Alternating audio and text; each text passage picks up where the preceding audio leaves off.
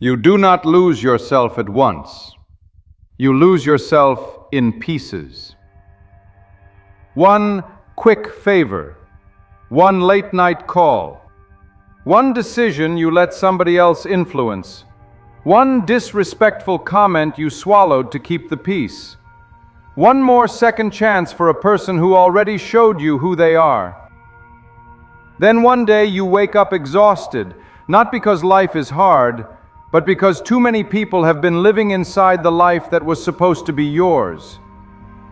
That is how a man gets drained, not through one dramatic collapse, through daily access, through polite theft, through guilt dressed up as goodness, through requests that sound small but slowly train you to abandon yourself.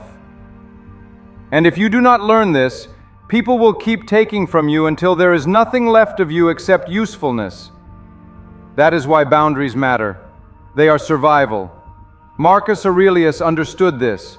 Epictetus understood this. If you do not decide what people can take from you, the world will decide for you. So today we are breaking down 5 things you must never keep giving away, even when people ask nicely, even when guilt shows up. Because a good man without boundaries does not become respected, he becomes consumed. And if you are serious about rebuilding your life, your discipline, your peace, your future, this is law. Let's start with the first thing. Number 1, never give people your time on demand. Time is your life in measurable form. Every hour you hand away is a piece of your existence you will never get back. And yet time is the first thing people feel entitled to, not with force, with politeness. Can I call you real quick? Can you help me with something? It'll only take a minute. Nobody says, I'd like to train you to betray your priorities. They just interrupt you enough times that your own priorities begin to feel selfish. A distracted man always looks busy, but busy is not the same thing as purposeful. Marcus Aurelius warned himself not to be dragged around by external demands, because whoever controls your time eventually controls your focus, and whoever controls your focus shapes your life. This is why some men are always tired but never moving forward. They are spending their best energy reacting to texts, reacting to demands, reacting to everybody else's poor planning. Call it what it is. Unprotected time.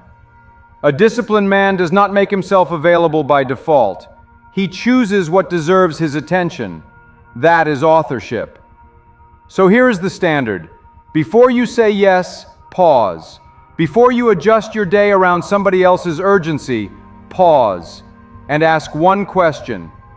Does this deserve my life? If the answer is no, answer like a man with direction. I can't right now. That won't work for me. I'm not available. No guilt speech, no over-explaining, because every unnecessary explanation invites negotiation. And people who only respect you when you are endlessly available do not respect you. They use you. Protect your time and you protect your future. That is rule 1. Number 2. Never give people free access to your emotional energy. Some men are not dying from hard work. They are dying from emotional leakage. From carrying conversations they never wanted to carry. From hearing the same chaos on repeat. From becoming the emotional dumping ground for people who refuse to govern themselves. It sounds innocent. I just need to vent. You're the only one who gets it. Can I be honest with you? At first, you feel trusted, but then the pattern reveals itself. They unload, you absorb. They leave lighter, you stay heavy. That is not connection. That is extraction. Stoicism is clear about the inner world. What repeatedly enters the mind shapes the state of the mind. So if you are constantly exposing yourself to other people's anxiety, rage, victimhood, and confusion, do not act shocked when your own clarity disappears. Peace erodes, conversation by conversation, complaint by complaint. And many strong men confuse emotional endurance with virtue. They think, if I can carry everybody, that makes me strong. No, sometimes it just means you are afraid to disappoint people. Compassion is good, but compassion without structure becomes self-erasure. You are allowed to care without carrying. You are allowed to listen without absorbing. That means shorter conversations. That means redirecting responsibility. That means saying, I'm not the right person for this right now. If every conversation with someone leaves you drained, foggy, tense, or smaller, you are not standing in love. You are standing in exposure. And exposure without limits will rot your discipline, because a scattered mind cannot lead. Guard your emotional energy like a weapon, because you are trying to stay clear enough to become who you are supposed to be.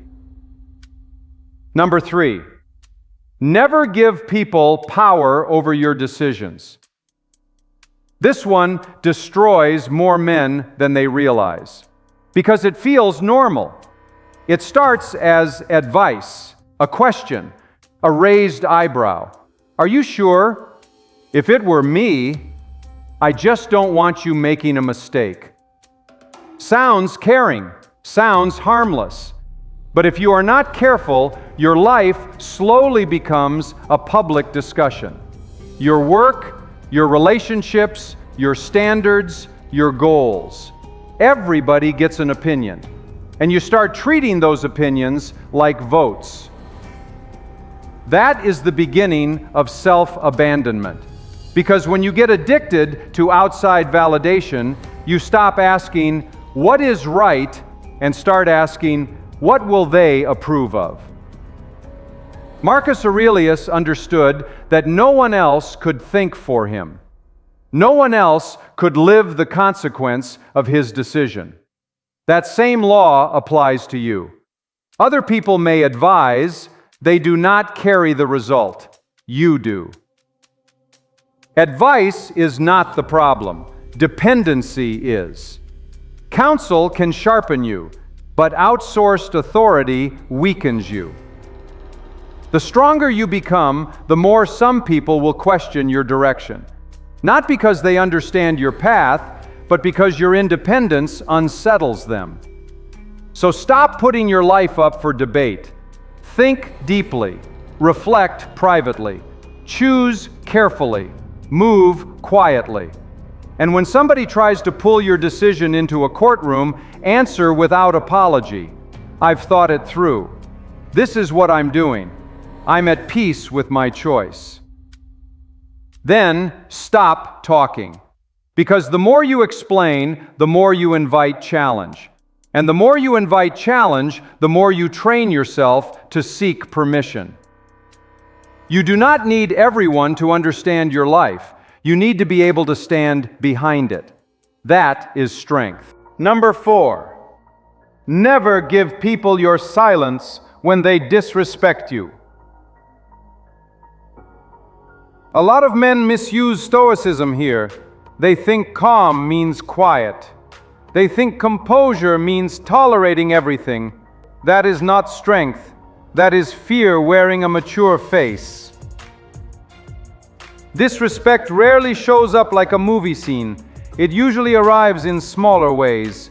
A joke that cuts too deep, a sarcastic remark, a dismissive tone, a comment meant to shrink you. And because it is subtle, you hesitate. Maybe they were joking. Maybe I am overreacting. Maybe it is not worth it. That hesitation is exactly what disrespect feeds on. Because if the line is crossed and nothing happens, the line moves.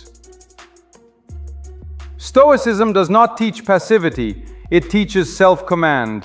And a self-commanded man is not explosive, but he is clear. So when disrespect shows up, you do not need a speech, you do not need anger, you need one clean sentence.